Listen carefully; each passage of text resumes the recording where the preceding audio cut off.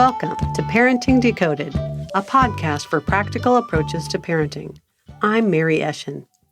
Today we're going to talk about how to handle sleep for our teens and tweens and why sleep seems to be so difficult for them biologically and socially. I want to give you some ideas about how to react and manage both your expectations and theirs regarding this really essential part of their growing years. With the stresses in our environment today, the impact of sleep on our mental health and immune system is super important for us to pay attention to. So I hope these ideas will smooth out a few issues in your home. With that said, let's dive in. When our kids reach high school, but sometimes as early as middle school, we start fighting with them to go to bed, and they just don't want to. They're big now. They have voices and talk back. They can disrespect us and ignore us. They think they know better. We're often not the most trusted person in their lives, even though some of us are lucky to still have close relationships at these ages. There are a few complications we need to be aware of. The first is biological. The teen body clock changes in puberty so that it no longer matches the one we have as adults or the one they had as littler kids. Scientists don't understand why, but it's certainly been proven to exist. Their circadian rhythm is shifted later by up to 2 hours. That's way different and a big stressor to us all because although parents can feel an emotional difference at this stage, many of us are clueless that there are also biological issues going against us too. Right now, you might have heard of the push for later high school start times, which is where this is coming from. If their bodies go to sleep later, we can assume that they'd need to wake up later. So shifting a start time could be really helpful to them from a biological standpoint. We've heard said that kids in middle and high school need 9 to 10 hours of sleep a night, and many aren't getting anywhere close to that, which stresses us parents out. Why aren't they getting enough sleep? For some who are in high academic environments, it can be loads of homework in addition to extracurricular activities being piled on top, so that our kids can be competitive when they apply to colleges. The stress of this college push starts earlier and earlier these days, for many by middle school, but certainly by freshman year of high school.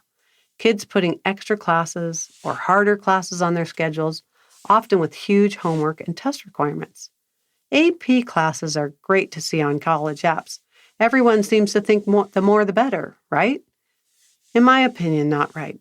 I think it's great to offer challenging classes to students who are interested, but to push our kids or to let them push themselves for the sake of a grade bump for AP classes they're not even interested in just doesn't make any sense.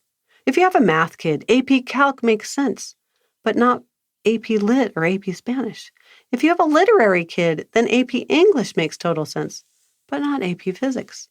All this extra pressure for areas of non-interest is robbing our kids of sleep as they try to keep up. Taking the pressure off and encouraging your kids to focus on things that they're interested in instead of filling their college resumes is really the key. Colleges are also finally figuring out all this, and they're looking for kids who have a focus instead of the robo kids who do everything well. That's just not natural. That said, I really feel that grades and college performance pressures are robbing our kids of sleep since they have way too much homework and have to stay up at all hours to complete it. I do want to move on, though, and give you some actual ideas about what you can do today concerning bedtimes and sleep, since the other issues are really scheduling related that have to do with semester level or year levels with your kids. First, middle schoolers. I think it's fine to have bedtimes for middle schoolers, but keep in mind they're changing biological clocks. As they were growing through elementary school, you should have been pushing back their bedtime each year by maybe 15 minutes or so. By the time they're in middle school, a bedtime of 9:30 or 10 isn't unreasonable in my opinion. If your child loves 9 p.m., though, for bedtime, go for it.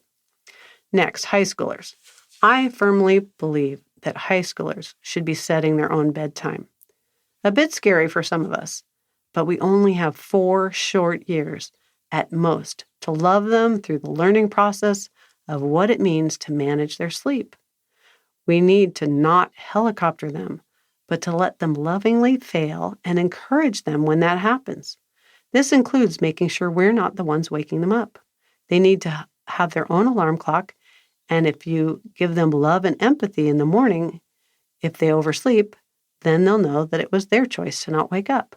Make sure they know it's their job to own when they go to sleep and when they wake up. If they wake up grumpy because they were up late, you can say something sweet and loving like, "Oh dear, you seem to be really tired. So sorry. It's really tough to go through the day when I'm tired. I bet you figure things out. If you need some help with some ideas about what some kids might do, you just let me know. I'm happy to brainstorm with you after school if you want."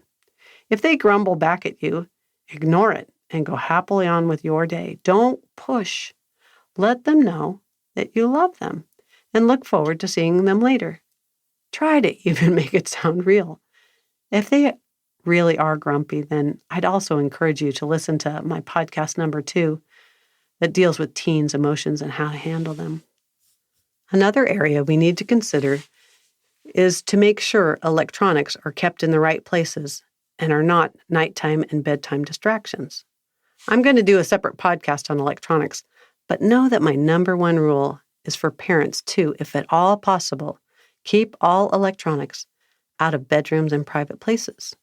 If your teen already has their electronics in their room, you might have lost this battle, but for some of you, it's possible you might have a window to talk to your teen about how their phone or laptop is robbing them of sleep that they so desperately need. If you can, have brainstorming sessions where you discuss their sleep and how tired they seem to be. This is a bit tricky since we need to make sure we don't lecture them, but ask open-ended questions. "Gosh, I noticed you had to stay up really late finishing your paper. It seems tough to plan your work. What classes are most challenging?"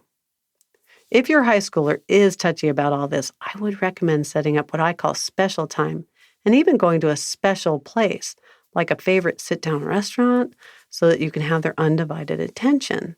Sometimes with grumpy teens, they behave better and have more conversation with you if you're in public, and they need to be polite. One mom invested in some unlimited sushi to get her teen boy to have a serious discussion on this topic. Your budget might not allow that, but be creative. Teens around here seem to love boba. Go for it if you think it'll help, but a nice couch in your home can work just as well if you can get them to sit with you. It should be just one parent, by the way, so your teen doesn't feel like you're ganging up on them. One thing that lots of parents are frustrated with is they see their child staying up late playing games or YouTubing, and then they want to sleep until 11 or 12 or 1 p.m. on the weekend. With our COVID-19 situation going on right now, it's getting worse for some families since there is no official wake-up time or even weekend. It's all weekend. Their kids are turning into night owls. Ugh, what a drag. I think it's smart to not battle with our kids about when to go to sleep. However, it's totally appropriate to negotiate with our teens about when to wake up. If we keep quiet about when to go to sleep, they need to commit to getting up by a certain time.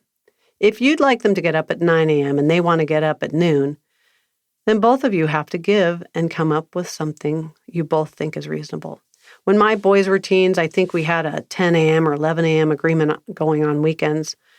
It wasn't formal, but it was pretty much our normal. One family of a sophomore I interviewed recently agreed that getting up by 10 a.m., even with COVID-19 going on, was okay. They aren't bugging him about when to go to bed, and he agreed to get up at 10 and wouldn't be grumpy at the family all day long if he'd gone to bed really, really late. It's working well for them. I do agree that not wasting time fighting about when they go to bed is the way to go. Negotiate mornings with empathy and love. You can use Love and Logic's energy drain for ideas for consequences if your teens don't own up to the negotiated agreement. Take a look at my website or email me for more information on that topic. I do have to admit that having a good relationship with your child at this stage in their life is more important than their sleep. If you can talk to your kids and have fun with them and go places with them, there will be opportunities to notice things like, I noticed you're tired all the time, or I notice you're really grumpy at everyone when you've stayed up late. If they aren't put under a microscope and criticized all the time, they're more willing to chat with us. That's sort of what the special place is in my example above.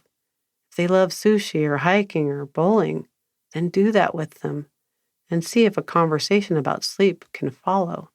But be there, be present, and be loving no matter what is happening.